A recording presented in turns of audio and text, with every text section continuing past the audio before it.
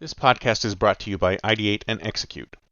Do you want to drive innovation in your organization, futurize your enterprise, ideate massively valuable new products, or execute them to market? Then contact us today at ideateandexecute.com and get started. Why listen to the past when you can listen to the future?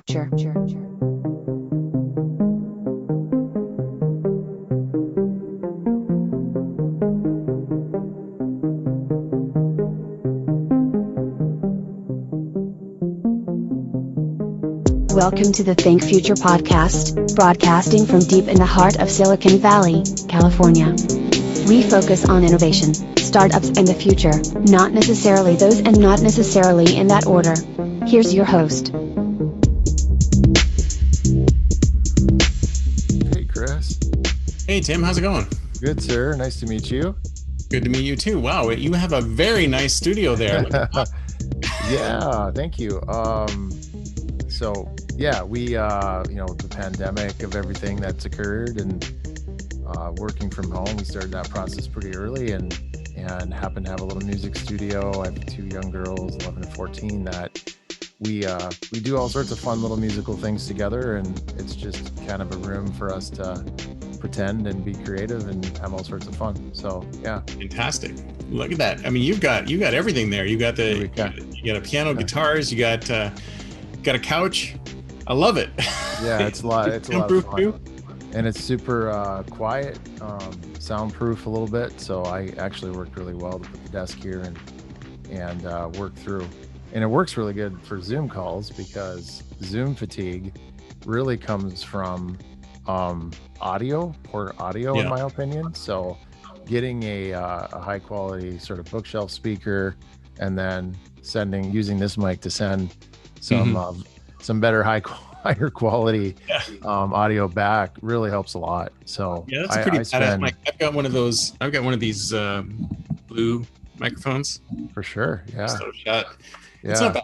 It's good. It's not as good as yours. I mean, are you a musician that you do that for fun or? Yeah, just it's call it a closet musician, maybe just just enjoy. I can play all this stuff, but never really tried to make a career out of it. It's just been a real strong hobby, and honestly, it's a little bit of therapy too, because it's just it's a good unwinding. Sometimes I just grab a guitar, strum on a little bit in between meetings if I have a few meetings. Nice. A little pace just to kind of mental break. So yeah, have Very fun. Cool.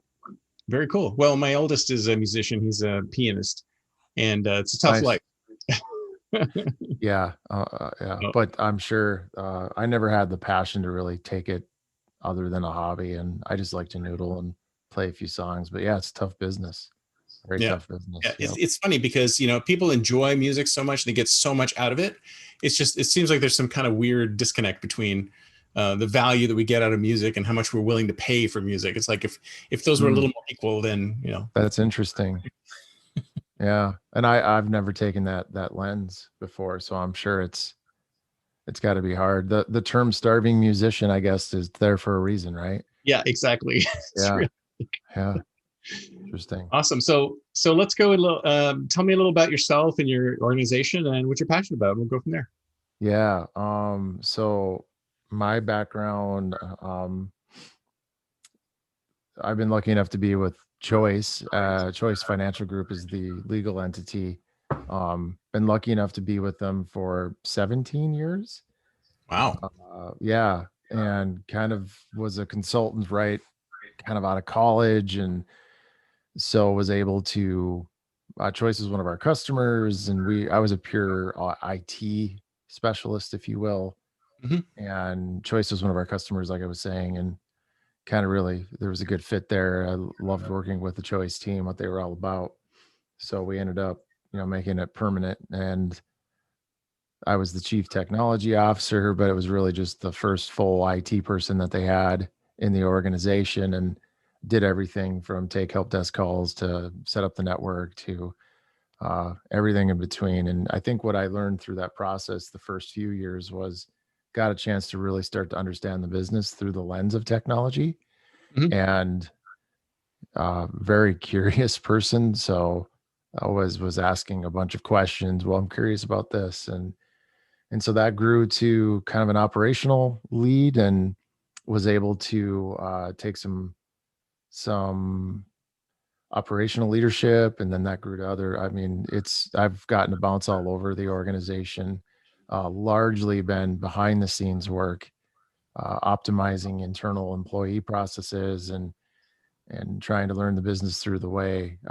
Last 4 or 5 years, it's been more of a, how can we take the behind the scenes work that talented industry people are doing, and make them sort of the future of the organization. So we've gotten really into the fintech side of things here, as a business, and I'm leading the effort of turning that into revenue for the organization. And so we're kind of in the banking as a service model. We offer that out to customers, and we have a great list of partners that we're working with globally. And it's been a lot of fun taking software technology, and really the world's changed so much. We can certainly go down that rabbit hole anytime, but it's fastly changing. It's a rapid fintech disruptor sort of kind of process. And so we got involved in it earlier. It was really a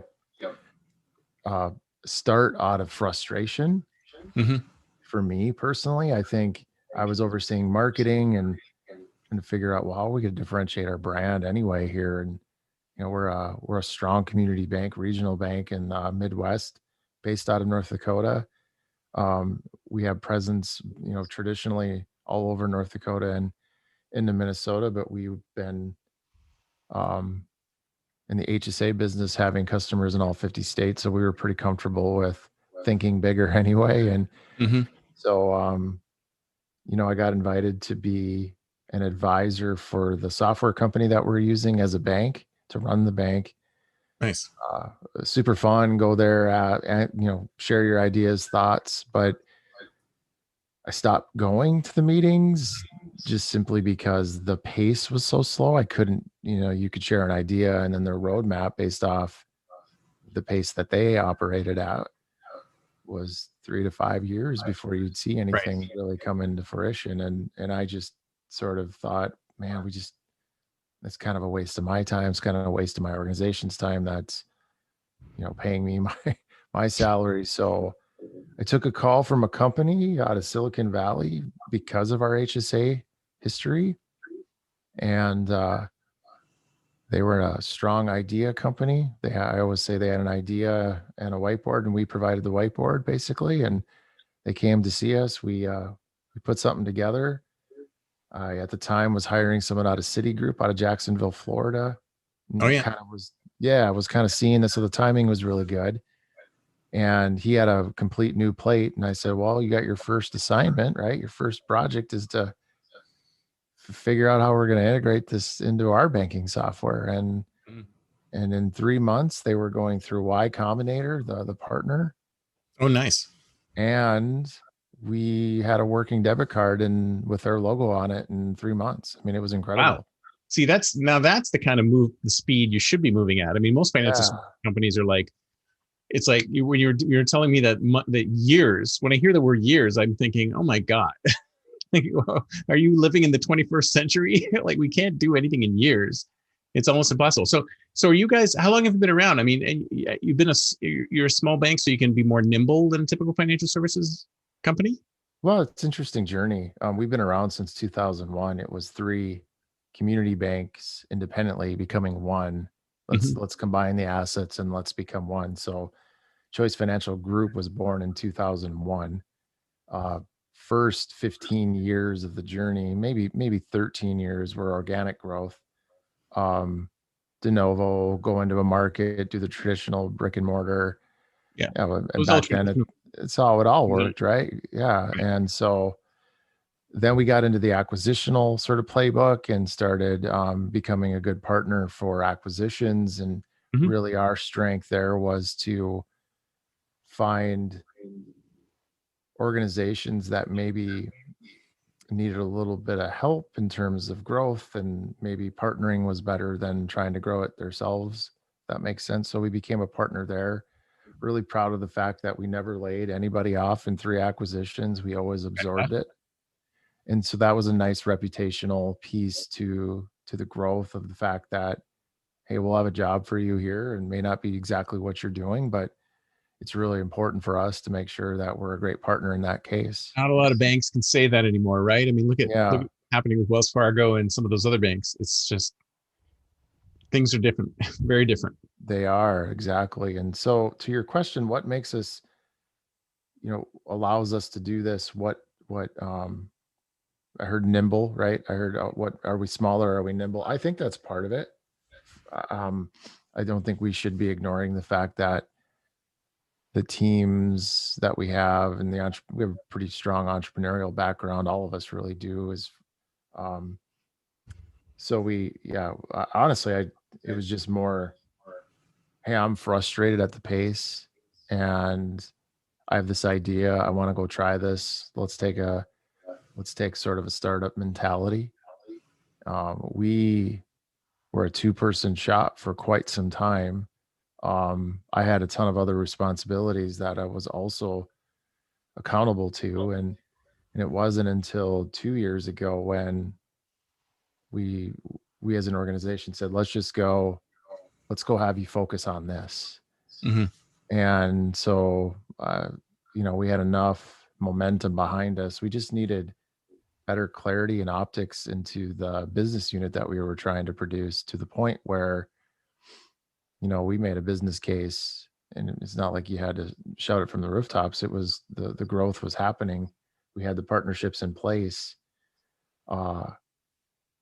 It was more just, how do you measure it? How do you provide the clarity internally to show that it is a sustainable sort of path forward. And so we created a new brand called Choice Fin for fintech, just a wordplay, really new entity there.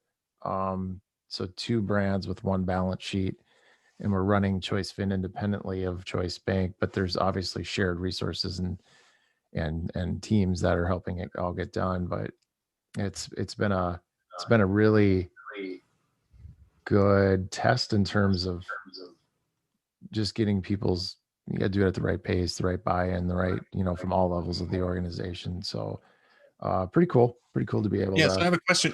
Yeah. I have a question on that. So is it because you were small? Is that why you're able to get leadership to help you move forward quickly? Because in a lot of these other financial institutions, it's like, okay, we got to move slow. We have all these roadblocks in our way. We have compliance issues. We have privacy issues. We have XXX issues.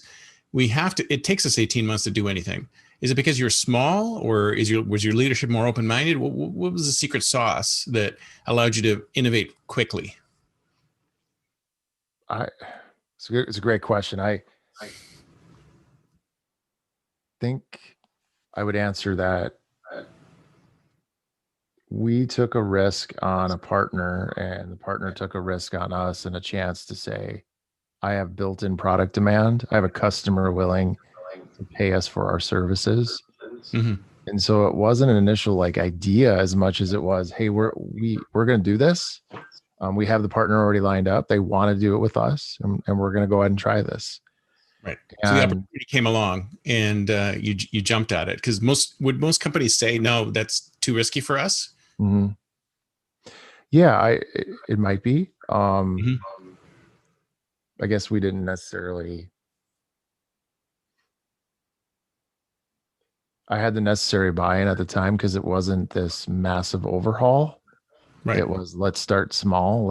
And then let's see if we can have something that's at least minimal viable product. I guess we took the lesson from maybe my answer to you, Chris, which I'm not really answering very well because I've never really been asked it that way. Okay. Is we just felt, let's just take the startup mentality and try this, and let's see if we can find something that might be the future of banking.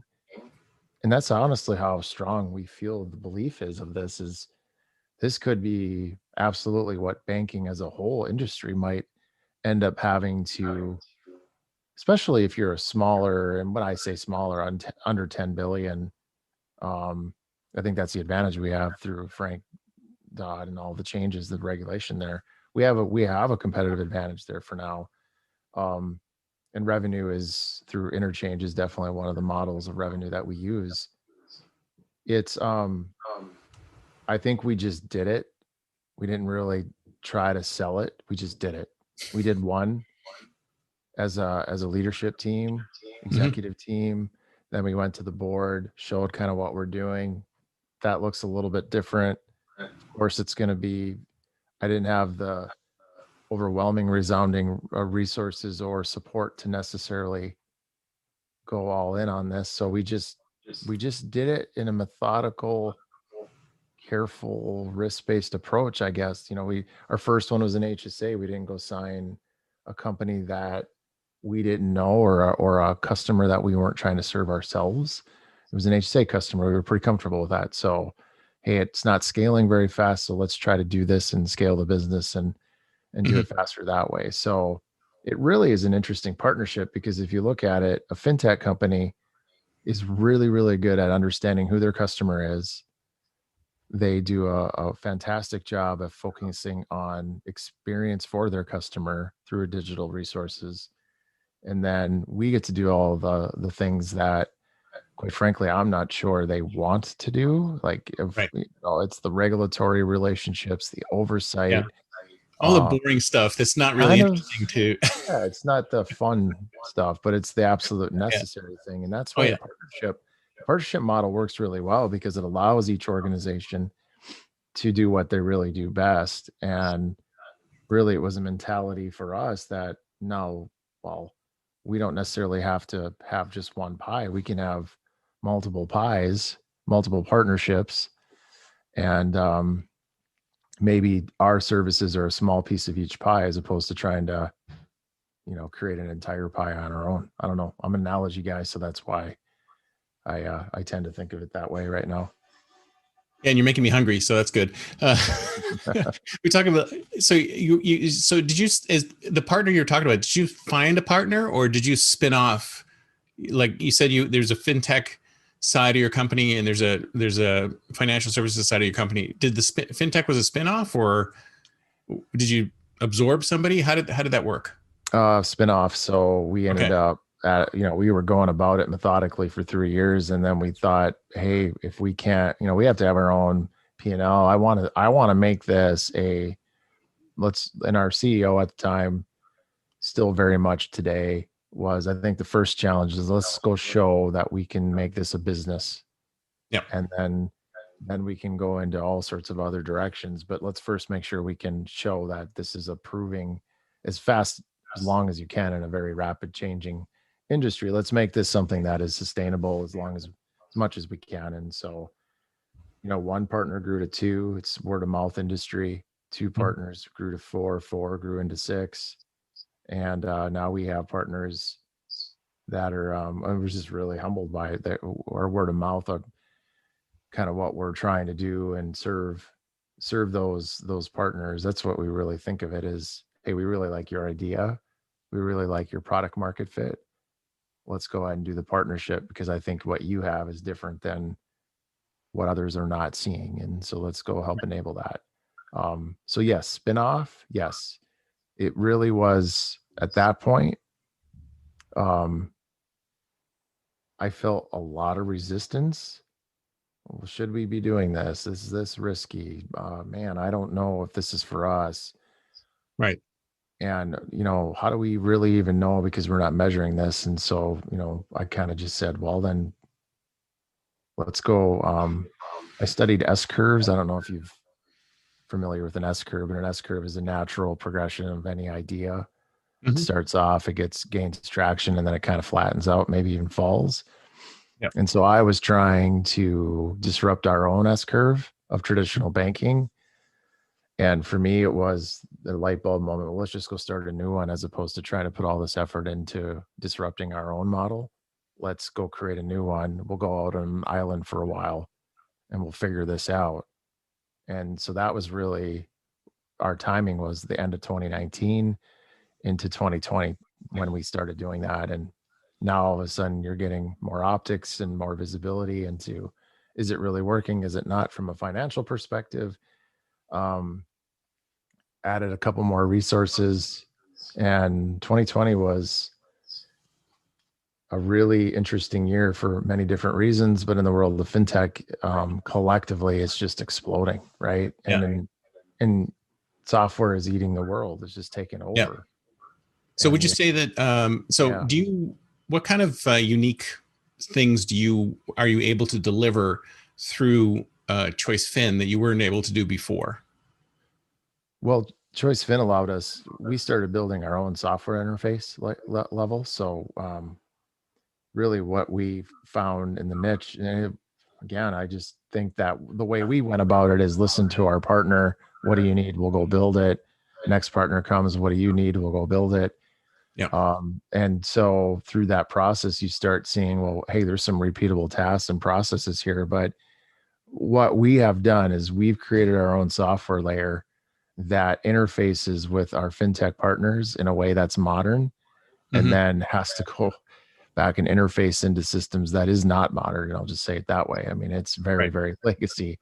Mm-hmm. And so we have this sort of, yeah, we've gotten pretty good about listening to our partners, and then being able to make it happen in a way that's today's tech, not 1980s, where Right. most of this stuff So is. underneath it all, there might be some of that, but you've built this really easy to use modern layer on top of that allows them to use your kind of services, yeah, Yep. a lot more effortlessly Right. in a more modern way. So Yep. if I'm a software developer, you basically created a platform and you've published that platform to these other vendors who can come along and build whatever they want on top of it. Correct. Very cool. Very cool. Yeah. Yeah. So would you say that, tell me a little bit about how how does innovation sort of start within your organization? Do you do like grassroots? Does your leadership say, hey, this is what we're going to do next? Or, I mean, do you do a lot of design thinking? Do you do customer workshops? How do you find the next big thing that you guys are going to work on? I don't think we have a real strong answer there. We're a pretty good idea company. It's a matter of testing those ideas and in combination with listening to what the market is wanting. And for us in this space today, when we have partners serving their audience or their customers, they are doing their product testing and listening to their customers, which then in turn, it's a B2B play for us in essence, that they're doing product market fit to what their customers are looking for. And then, well, what systems do we need to be able to make work? Um, the simplest way I could put it is in two forms. We're not really reinventing banking. We're just changing the delivery model and recognizing that the delivery is changing. Does it have to be your brand that delivers the ACH file, or can you partner with another company, be in the packing and shipping industry of digital, data really is what we're doing. Yeah. And then be proud that you're serving this other organization that ultimately is the brand to the customer. And Yeah. that's really what we got comfortable with. So it's a combination of, hey, we're thinking of this. How does this, strategically fit with our partners? A lot of the times it's us kind of listening, they're the innovation ideas more so than we are, but we like to have the partnership back and forth. So a lot of our innovation just comes from honestly listening, which there's two trains of thought on that, but typically it works best when you listen, I guess, to the right audience. Yep. How would you say? So it sounds like basically you've taken like a vertical where the bank is like, oh, here's the front end and the back, the middle layer and the back end. That was basically typical monolithic bank, and you've basically split it up so somebody else can be the front end, you could be the middle layer or the back end or whatever. And it's like, even though you're not facing your brand to the world, you're still taking a piece of the action behind all that, and you're letting other people handling that piece. That's accurate. Yep. That's 100% what we're all about. Yep. Awesome. And again, we're not saying yes to every program. We really find we tend to work best with companies that are really serving a greater purpose. Mhm. If you look at some of our partners, really were pioneering the early payday. So their goal was to see if they could allow their customer base to get paid on a Wednesday instead of Friday. Right. Um, and I know that's becoming a little bit more common now. But that was pretty early when we were doing that with them, and to their credit, they saw a need. Um, we worked collectively to try to make that happen. It's both. It takes both to make it happen. Mhm.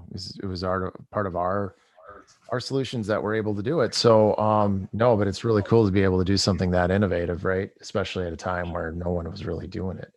Yeah. So Well, what do you yeah, think of these initiatives to try and do a daily payday, where they just basically split everything up and then you just get dropped? I think McDonald's is testing yeah, that. Have you heard about that? What are your yes, thoughts there? yeah. Well, I even heard of a company. I had conversations a few years ago. They were on this too, where shift working or restaurants where you have people in and out, where not only could you have an app base where, hey, here's some hours and whoever wants to work it can work it. And it was sort of this whatever works for me sort of Yeah. kind of self-serving working hours. It was really incredible.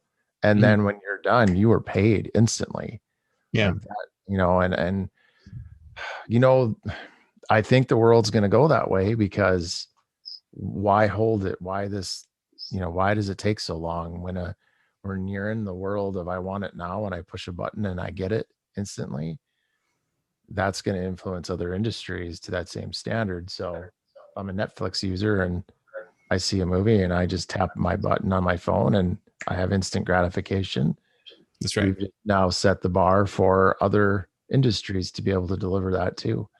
And really, when you think about it, money is it's invisible. Hmm. It's it can be converted to paper currency, but it's not as if banking is in this world of um, delivering physical products and services, right? And Well, even especially nowadays when yeah, everything's contactless and everything is completely different now. I mean, have you found that? I find that these sort of crises have really caused a lot of disruption to actually push things forward. Sort of things that were going to take a while to roll through are now accelerating. So, what are you seeing as the big changes in banking due to COVID and pandemics? well, I think the obvious is adoption of using the products and services that were there first and Hmm. foremost. I mean, mobile banking, remote deposit, take a picture of your check, send it to the bank as opposed to going physically there those have been there for, I mean, you tell me, 5 years at least, maybe Yeah, longer. yeah, Whatever the date is, it escapes me, but the the resistance of using it was always there for people that, well, I'm just in this habit. I prefer to go see the person and physically hand the check. Well, now you have an outside reason to not go there.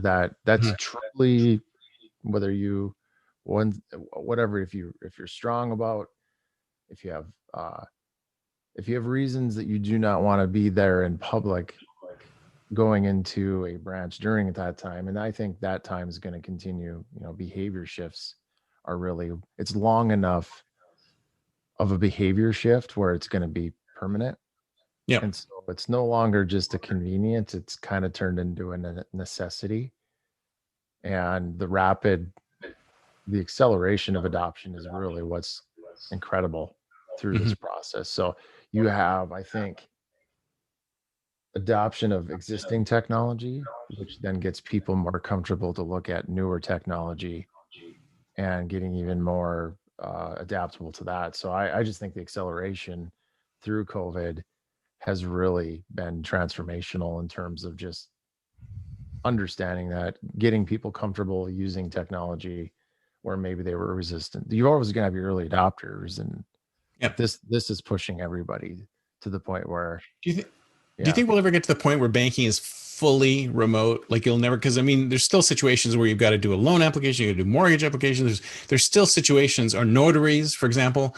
still situations where you need to be face to face with somebody. Do you think we'll ever get to the point where you can actually do, authentication and security and all these things without actually being in the same room?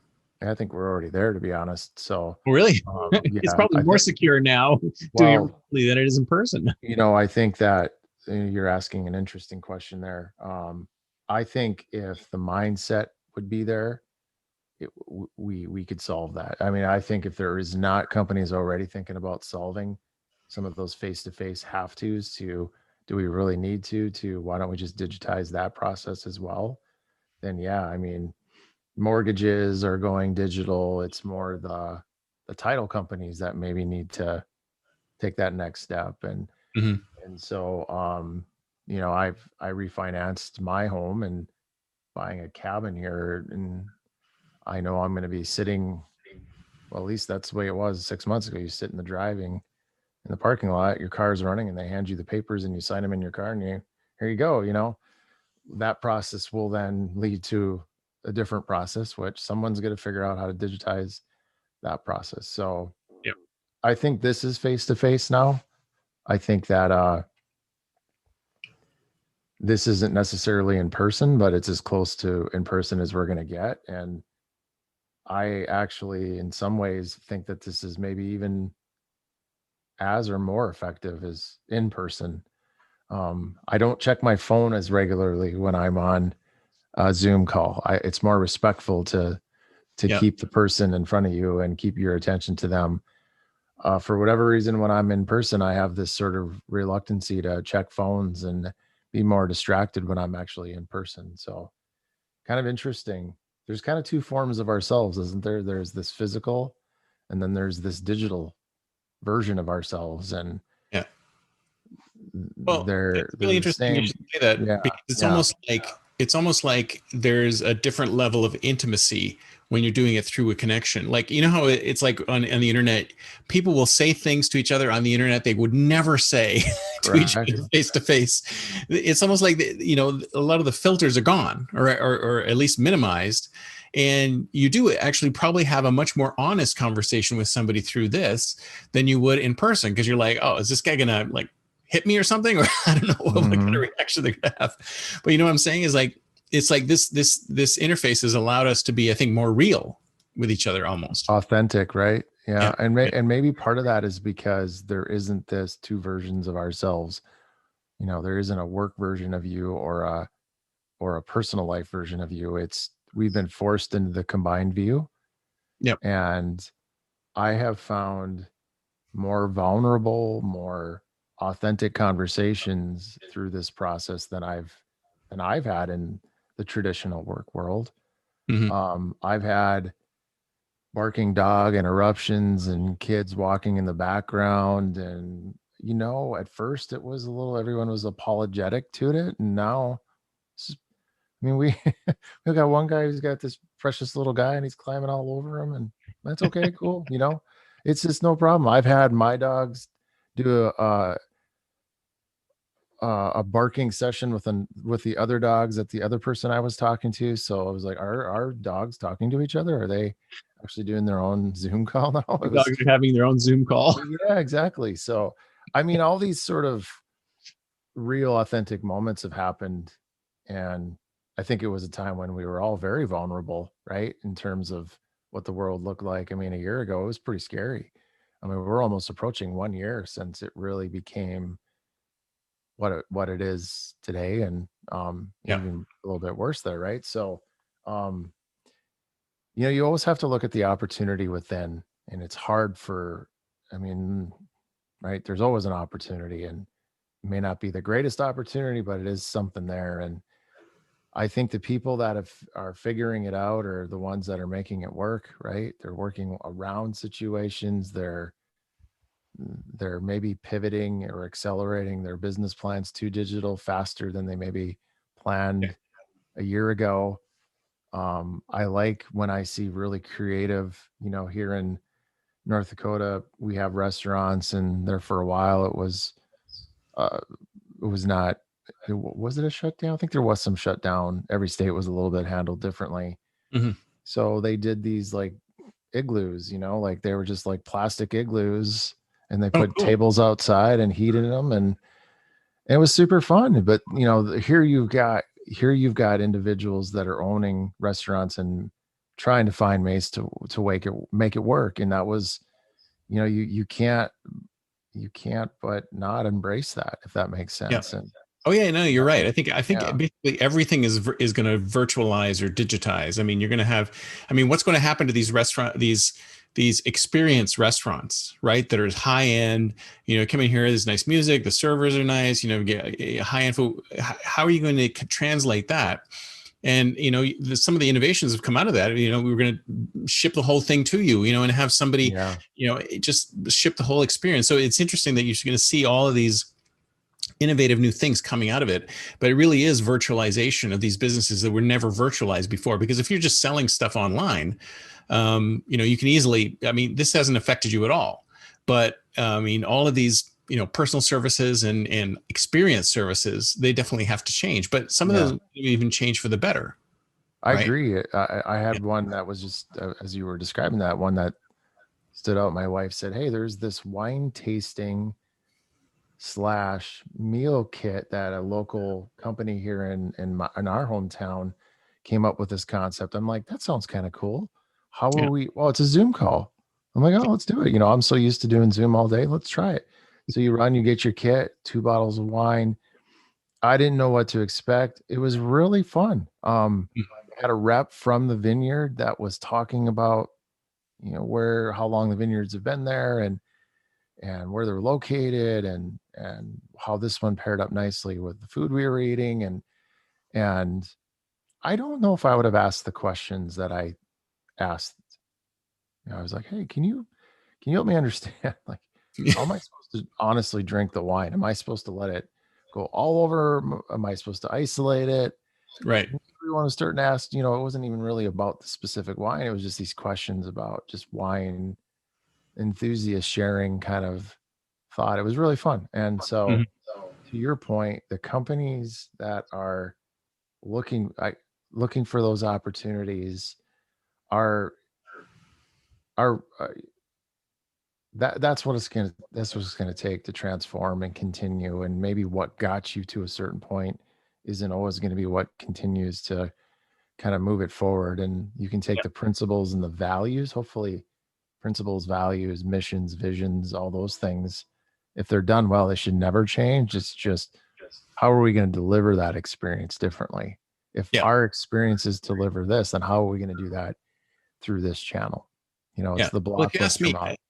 the ideal thing is if we started basically just eliminating any kind of travel for, like, essential travel for work, right? And the only time you traveled was if you wanted to do it for enjoyment, right? If you wanted to, Mhm. see a show or whatever. If we could just eliminate the whole commuting concept where somebody has to, like, go from point A to point B to do their work, I think that would be a huge thing. Because I mean, I did a study. I'm doing the Stanford MBA program, and one of the projects we had was, how are things going to change in the work from anywhere world? And we could only find one negative thing: was if you're not in the office, you might not get a serendipitous project thrown at you because you didn't overhear it, right?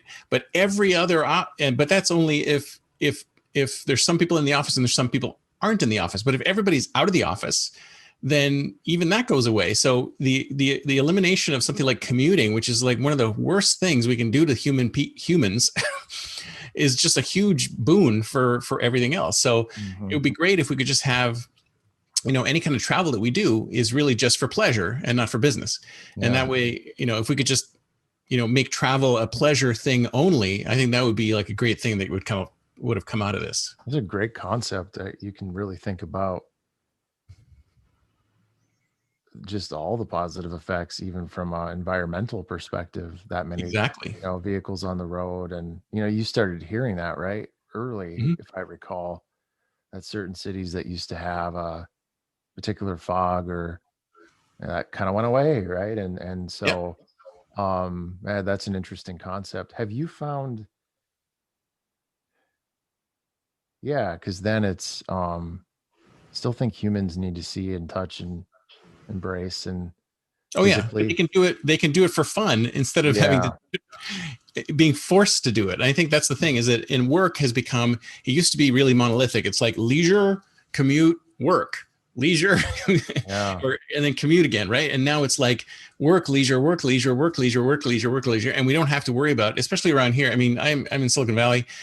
People used to have 2-hour commutes each way. So you would spend 4 hours a day sitting in a car. I mean, it would destroy marriages, it would destroy families, it would, destroy people's health. And now we're using that time more constructively to improve ourselves. So it's a good thing. Yeah, I think there's more good than bad coming out of it for sure. Yeah. I wonder.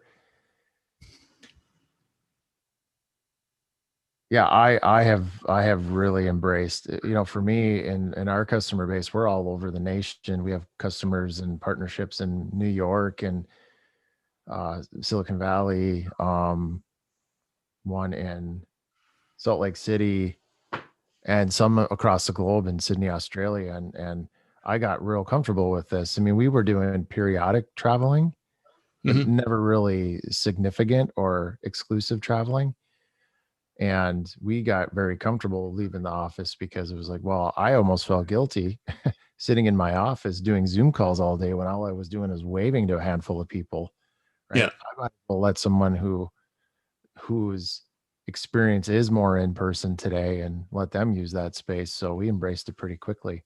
It also, if I may, allowed us to go find talent that typically we maybe wouldn't have been comfortable to go hire. Mm-hmm.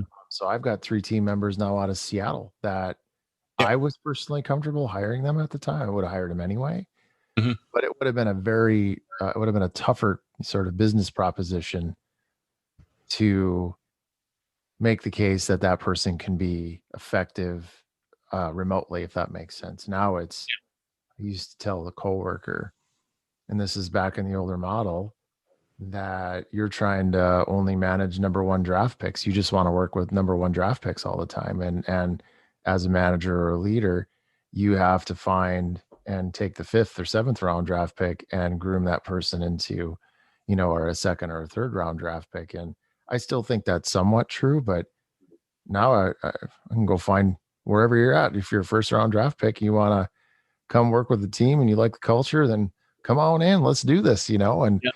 and so now it's like, well, now the rules have changed. Now we can just go get top talent no matter where you're at, because we have this new thing of how to make it work.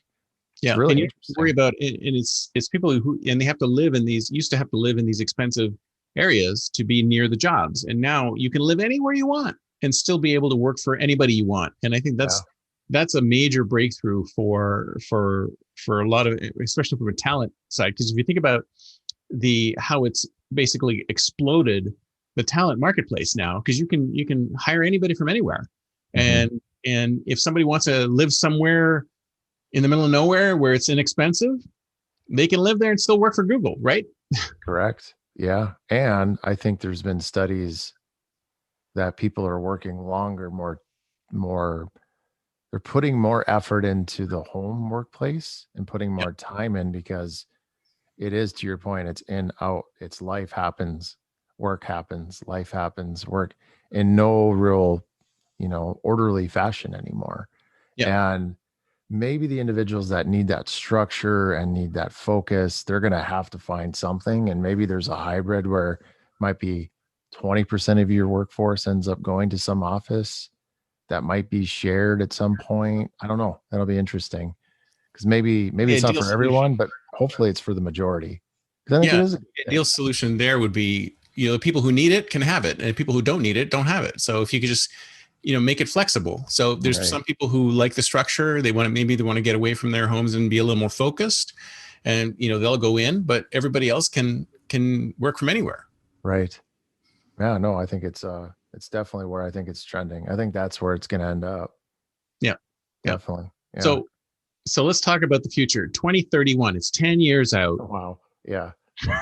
I saw what the world's going to be like. Yeah. I am not the best 10-year vision person. I really like to think more what's right around the corner.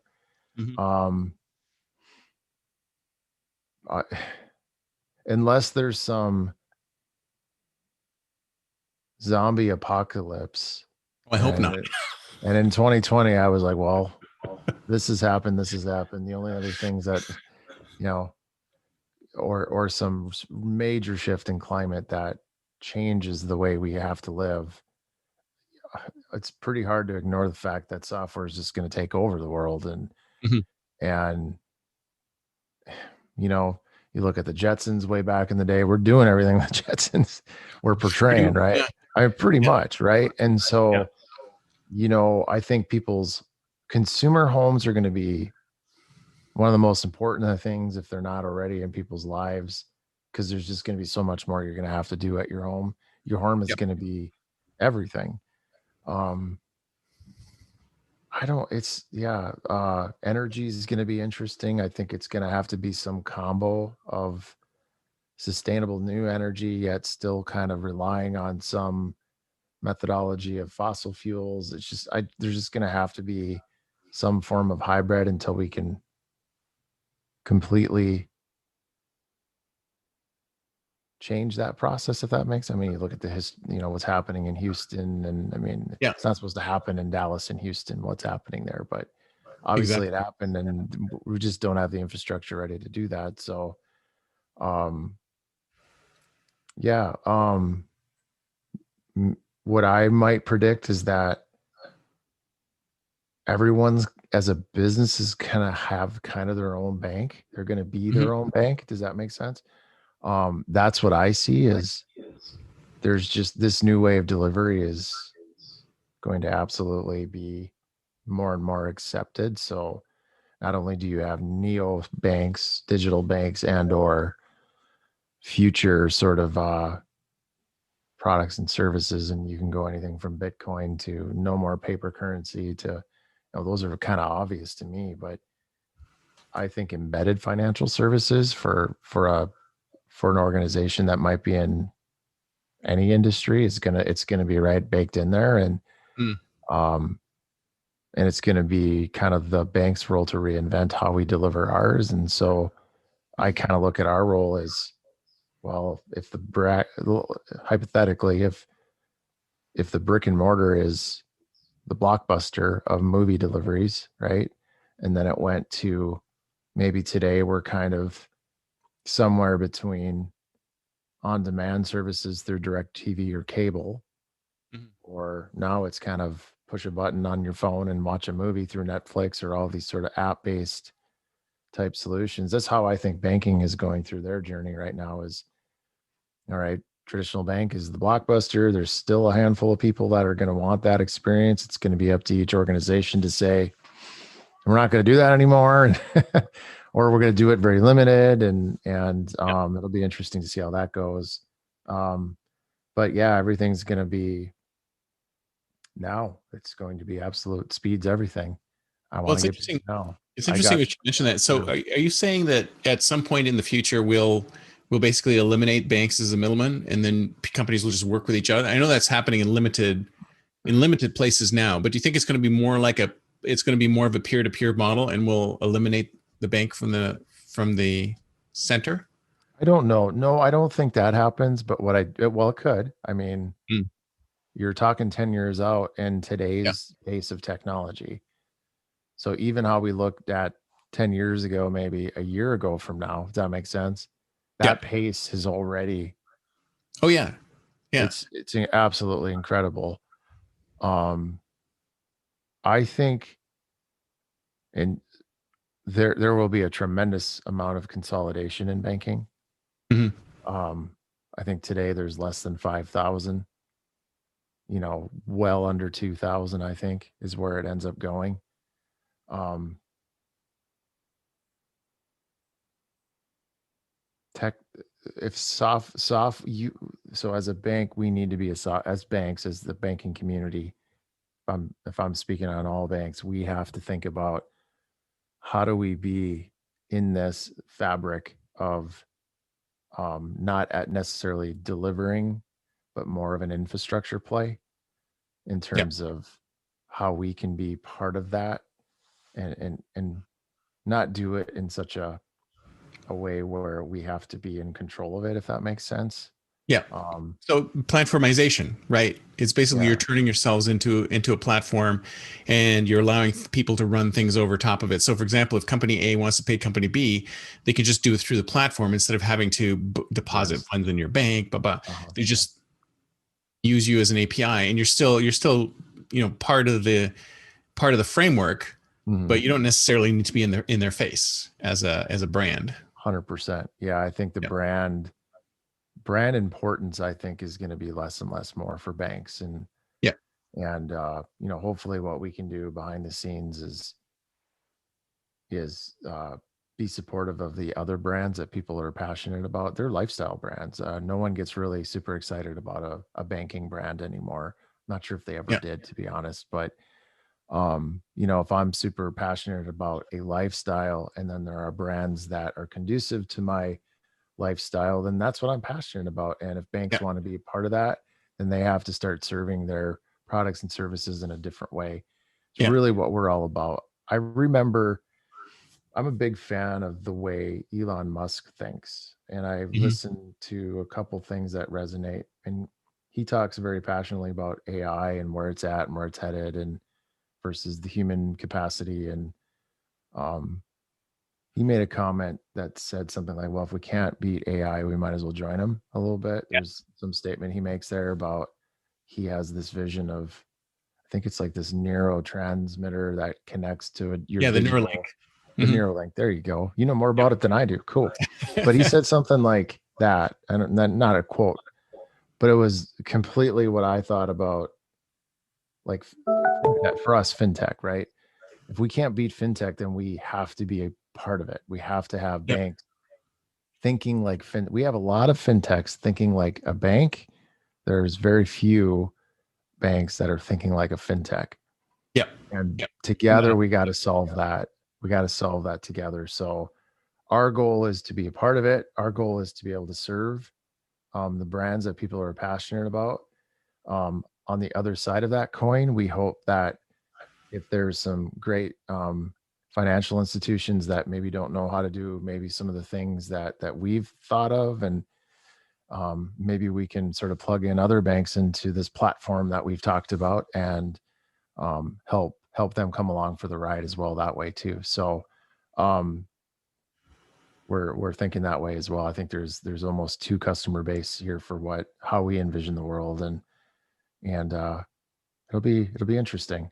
Uh, Hopefully, there's no more parameters around you can do business here, but you can't do business here type situation. So, Yeah. if our customer base wants to go and into another country, and they should just be able to use, they shouldn't have to make any adjustments Yeah. based on where we're Absolutely. physically Yeah. It at. needs to be global. We're turning Yes, it. We're turning it into we're becoming a correct. global piece of humanity now. Yes, 100% agree with you. And what I would love to solve, this is sort of my moonshot idea, is that if there's a way, I think everyone should have access to financial services no matter where Mhm. you're at. And I don't care. And from a humanitarian perspective, there are parts of this world that do not have that infrastructure in place. They do not have access to that. And so if we can help solve that as the greater purpose through whatever we're building, or a combination of us and some other companies that want to go solve that, that would be amazing. That's kind Yeah. of maybe the last, maybe we should be solving for that today, but what we are building today has that sort of in mind, that capability, that Yeah. scale, I guess. Yeah. Yeah. Yeah. We need to Yeah. look at it for all humans, basically, not just Correct. No matter select. where you're physically at, right? Right. Exactly. No matter where you're Exactly. physically at. I agree. Yeah. All right. Well, this has been fantastic. Thank you so much. And Yeah. A I'll lot of put your fun. contact information in the show notes. So if you could send me your bio and any other information, and I'll set that up. So Yeah. it was If you great ever want talking to, with you. Thank you so yeah, much. you too. Yeah. If you ever want to talk again, let me know. It was fun. Definitely. Talk to you Yeah. soon. All right. Take care. Bye bye.